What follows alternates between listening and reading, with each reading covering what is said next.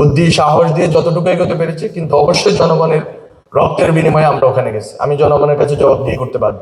আমি ওখান থেকে বলতেছি, আপনি যদি অলিগার্কদেরকে না ধরেন, আপনি সিভিল মিলিটারি ব্যুরোক্রেসির কাউকে না ধরেন, আপনি আজকে বলেন সচিব কয়জনকে আপনারা জেলে দিচ্ছেন?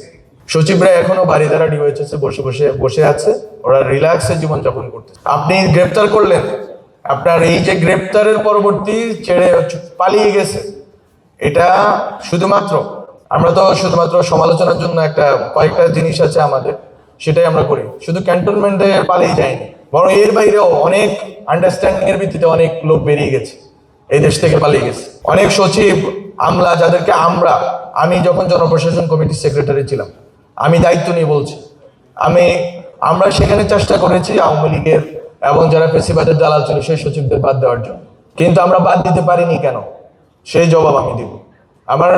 আমি ইউজুয়ালি বাসা থেকে বের হই না শহীদ ওসমান হাদির শাহাদাতের পরে, কারণ সিকিউরিটি কনসার্ন।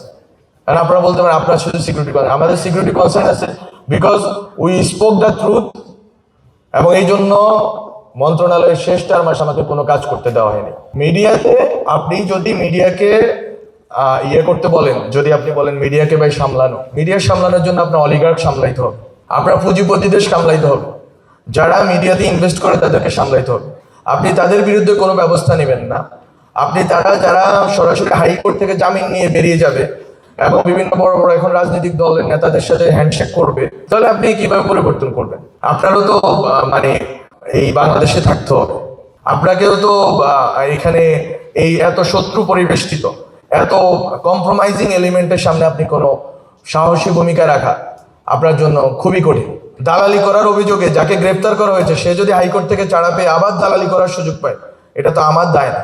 যারা অলিগার্করা যারা টাকা দিয়েছে তাদেরকে আপনি গ্রেপ্তার করলেন না, তাদেরকে বিচারের আওতায় আনলেন না, তারা এখনো ফান্ডিং করে যাচ্ছে এবং তারা ভুলের পর ভুল এবং মিথ্যা অপপ্রচার করে যাচ্ছে, তাদেরকে আপনি ধরবেন না। এটা তথ্য মন্ত্রণালয়ের কাজ না, তথ্য মন্ত্রণালয়ের কাজ না। আমি শেখ মুজিব হইতে চাই না যে আমি পত্রিকা বন্ধ করে দিব, মিডিয়া বন্ধ করে দিব। বরং আমরা চেয়েছিলাম যে নতুন মিডিয়া দিব। নতুন মিডিয়া কি আমাদেরকে দিতে দেওয়া হয়েছে? আমি বললাম তো, শেষ 4 মাস আমাকে কাজ করতে দেওয়া হয়নি। কেন কাজ করতে দেওয়া হয়নি? কারণ আমরা চেয়েছিলাম নতুন মিডিয়া আসুক।